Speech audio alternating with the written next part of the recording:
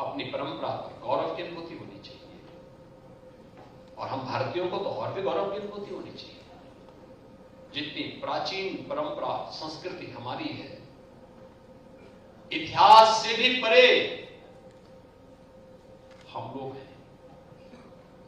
हमको इतिहास के दायरे में कोई कैद नहीं कर सकता। उससे भी आगे जाकर के हजारों करोड़ हजारों वर्षों की एक इतिहास है हमारा, हजारों वर्षों का है। अभी 500 वर्ष का भगवान राम का, अभी तो प्राण प्रतिष्ठा का, पुनर्प्राण प्रतिष्ठा का कार्यक्रम अयोध्या में संपन्न हुआ। पर भारत किस रूप में, किस उत्साह के साथ जुड़ा है? दुनिया जुड़ी है, दुनिया एकजुट है। लोगों के लिए कौतूहल और आश्चर्य का विषय है। अभी आपने वाराणसी का देखा होगा। वाराणसी में काशी विश्वनाथ धाम में, ज्ञानवापी में ईएसआई की रिपोर्ट सामने आ रही है। ईएसआई की रिपोर्ट क्या बताती है?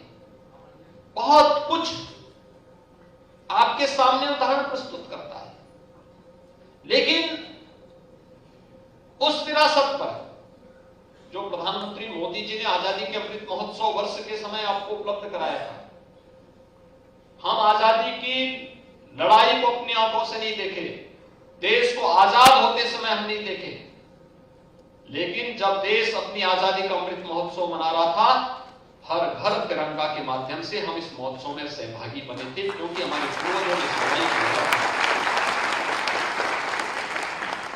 हमने उस दौरान आजादी के अपने उन बंदों को, जो राष्ट्र नायक थे, जो स्वतंत्रता संग्राम सेनानी थे, उस समय के क्रांतिकारी थे, या जिन्होंने देश की आजादी के पहले आजादी के आंदोलन में सहभागी बनकर इस लड़ाई में नेतृत्व प्रदान किया था, या आजादी के बाद भारत की सुरक्षा करते हुए भारत के रक्षा बलों में, अर्धसैनिक बलों में, पुलिस बलों में अपनी सेवाओं के माध्यम से देश को सुरक्षा दी थी, बाह्य और आंतरिक सुरक्षा प्रदान की थी, उनके प्रति सम्मान का भाव व्यक्त करेंगे। उनके स्मारकों का सुंदरीकरण हुआ, हम लोग गए, उन पे शोध हुआ, उन पे कार्य हुआ।